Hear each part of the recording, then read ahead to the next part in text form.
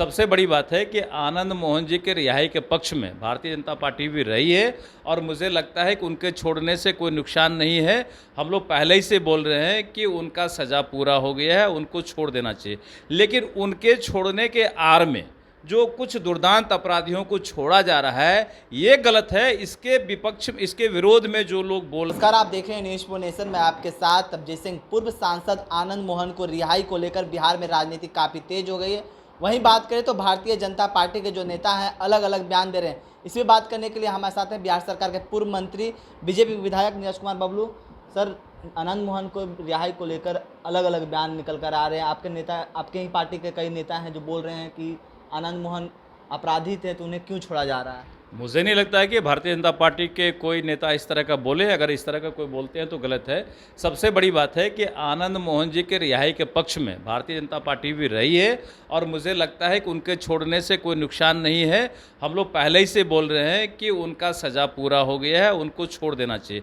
लेकिन उनके छोड़ने के आड़ में जो कुछ दुर्दांत अपराधियों को छोड़ा जा रहा है ये गलत है। इसके विपक्ष, इसके विरोध में जो लोग बोल रहे हैं वो सही बोल रहे हैं कि भाई उनके आड़ में क्यों दुर्दांत अपराधियों को छोड़ा जा रहा है। आप आनंद मोहन जी को छोड़ने की बात की तो आप उनको छोड़ देते, बाकी जो लोग हैं उनको आप बाद में छोड़ते, पहले छोड़ देते। अगर लग रहा है कि 80 साल के लोग हैं, 90 साल के लोग हैं तो पहले क्यों नहीं छोड़ लिए? पहले ही उनके साथ भी तो इनजस्टिस इसका मतलब हो रहा है कि 90 साल के बाद आज आप उनको छोड़ रहे हैं तो उनको पहले छोड़ सकते थे या उनके बाद छोड़ सकते थे। कई उसमें दुर्दांत अपराधी हैं जिनको कोई छोड़ने का मतलब नहीं। आप छोड़ करके कह रहे हैं कि आप थाने में हाजिरी बनाओ, थाने में कल को हाजिरी नहीं बनाएगा तो फिर पुलिस ढूंढते रहेगी। ये प्रक्रिया गलत है। आनंद मोहन जी पॉलिटिकल लोग थे, उनका सजा पूरा हो गया था तो उनको छोड़ देना चाहिए था। लेकिन जिस तरह से देखा जाए आनंद मोहन को रिहाई को लेकर आईएएस एसोसिएशन कह रही है कि सरकार को इस पर विचार करना चाहिए क्योंकि उन्हें दलित को मारा है। अब जातिवाद इसको देखा जा रहा है। देखिए, आईएएस एसोसिएशन क्या कर रही, किन से सवाल है, उनसे जाके पूछिए कि वो क्या कर रहे हैं। इसका जवाब तो माननीय मुख्यमंत्री जी देंगे। जिस तरह से बात करें कि उप मुख्यमंत्री तेजस्वी यादव ने कल कहा था कि जिस तरह से हमारे पिताजी अडवाणी का रथ रोके थे उसी तरह से अब बिहार में हम बीजेपी को रथ रोकेंगे। अरे रथ रुकने से सरकार रुकती है, ऐसे भौंकने से काम नहीं होता है। बीजेपी का रथ अनवरत चलने वाला है। 24 तो 24 में तो आना ही आना है। 29 में भी बीजेपी ही आएगी, ये निस्संदेह है। बहुत रथ रोकने वाले घूमते रहते हैं पूरे देश में। कई ऐसे रथ रोकने वाले जिनसे ये रथ रुकने वाला नहीं है।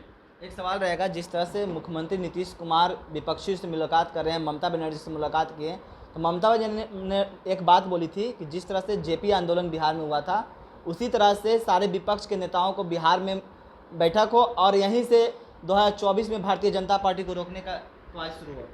देखिए, ममता बनर्जी इनके सर पे टाल गई।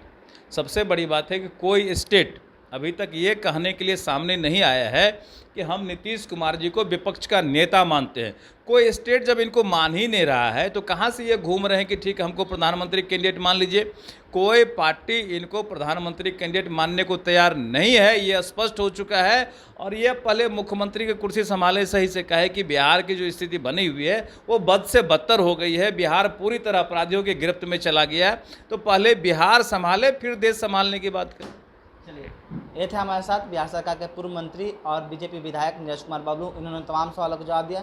इस तमाम खबरों को बने न्यूज़ फॉर नेशन के साथ। नमस्कार।